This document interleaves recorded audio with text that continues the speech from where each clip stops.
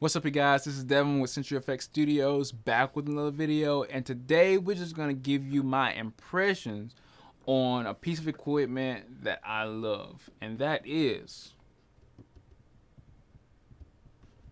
frame it good, the Moza Air.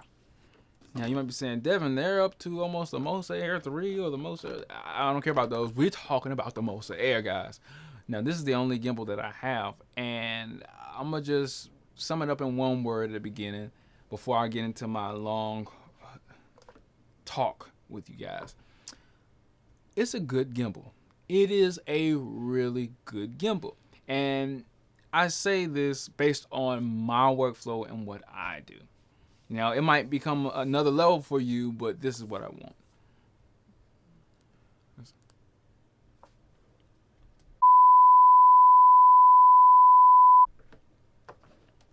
What's up, you guys? This is Devin with CFX Studios, back with another video, and today we're going to be talking about the Moza Air. Now you might be saying, Devin, this is an old gimbal. We're already up to like the Moza 3 at this point. Yeah, I know, but we talking about the daggone Moza Air because that's the one I got. All right, and this is not like a review. This is more my thoughts and opinions on it. I'm probably going to come out with a review on it later. I just wanted to really get my thoughts and opinions out on this gimbal. Now, well, one of the main reasons why, because I still got this box and I wanted to put this box in the video. And now that I know that I might keep the box and sell it, or might sell it with its own case, because you pay enough to get a case with this piece of equipment, unlike other pieces of equipment, Yongnuo 600L. They're cheaper pieces of equipment and they can't get a box. But anyway, you actually get a carrying case with this, which is a plus. But let's get into the Moza Air. The Moza Air is one of my favorite pieces of equipment, and let me first explain to you guys why I bought it. And first off, I'm not sponsored by Moza. I'm just giving my thoughts and opinions. I bought this with my own money, and I bought this gimbal for quite a few reasons. First off, you buy gimbals because you want to get smooth motion while you're walking and things of that nature. Well, I do a lot of handheld run and gun type of stuff. Photographing marching bands, not necessarily photographing, but videoing.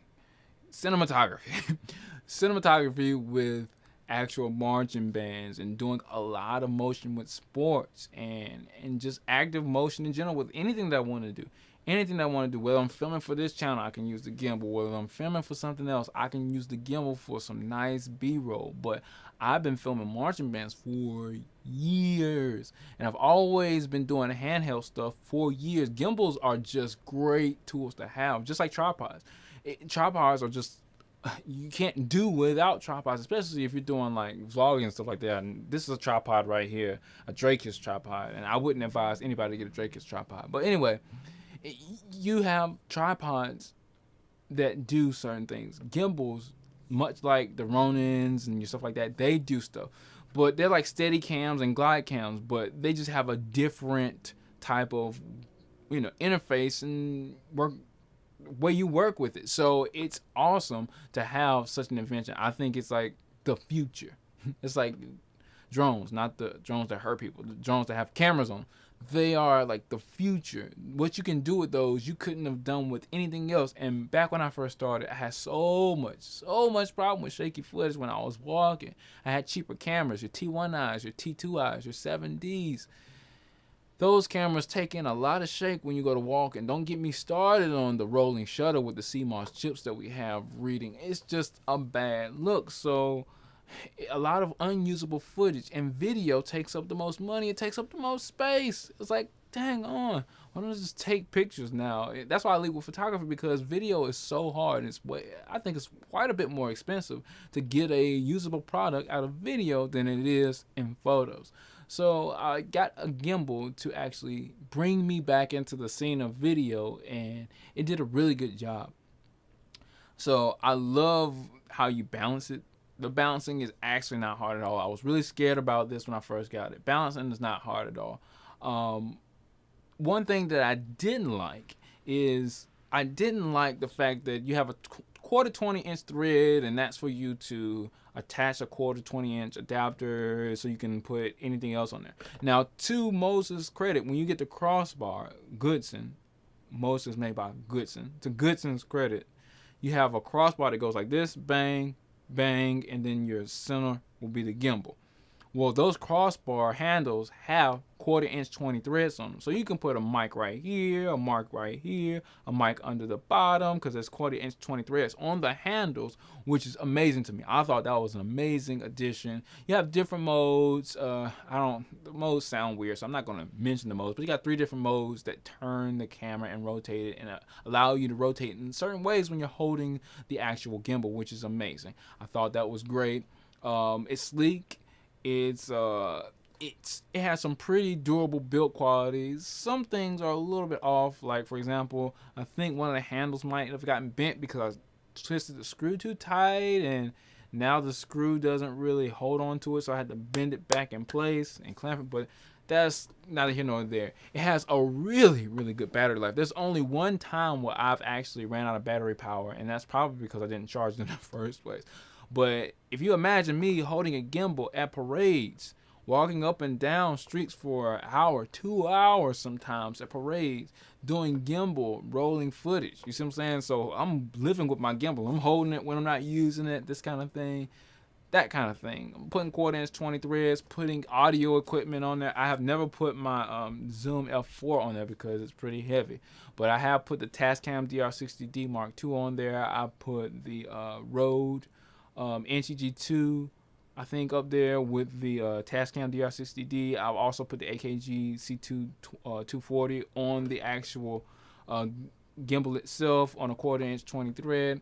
I've done quite a bit of things with this gimbal, and it's been amazing. It's done some decent footage, but I think the best footage came from when I was using it with the 80D, because the 80D seems to balance a lot better than the G7 does on the gimbal. The G7 doesn't weigh that much. It's like a toy camera, really, and that's why I like to keep it on a tripod, because if it falls, it might not work again.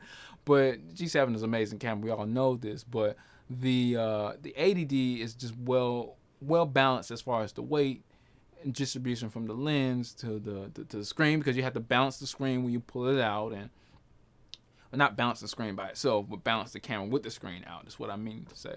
And then it has a nice footprint. The camera's not too big. It doesn't weigh too much, but at the same time, that Moza Air has a weight requirement. A lot of people don't even think about this. When you calibrate it like that, it needs a certain weight to actually be able to balance well. And the more you get to that sweet spot weight, is the better you can actually manage and get that camera in place and not have it shake. Because when you balance the camera, if you don't balance it correctly, once you cut that gimbal on, it's going to go like this, and when you turn it, it's going to go like this, and it's going to be shaking. So to get it to stay nice and even and leveled, you're going to have to balance it correctly on its 3 axes. And I'm not going to show you that in this video. It's kind of frustrating to even show anybody, but nevertheless, it's easy. It's just a good gimbal. If you need a cheap gimbal and you need something that you don't have to worry about, get the Moza Air. Moza Air is a good gimbal. If you are looking for a gimbal, on the other hand, that is good with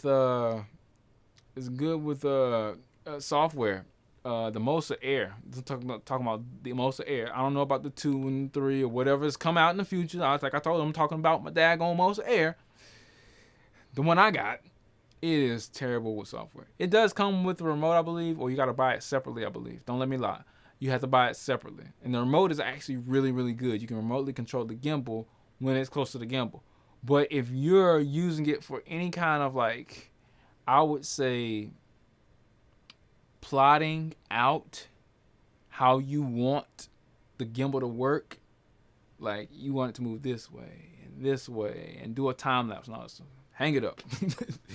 Hang it up, because it's terrible at doing stuff like that. Connecting to cameras is not all that great through the cord. Connecting to cameras, just use the remote if you have one. The remote does a really decent job in moving the gimbal without you having to touch the center column on that remote, and it does a decent job. I've never really had any big problems. If I brought my Moza Air out into the field, we were going to do work and come back with some usable footage, which I can't stress enough is amazing. I'm done with CFX Studios, guys. Thanks for watching the video, and stay tuned for the next video.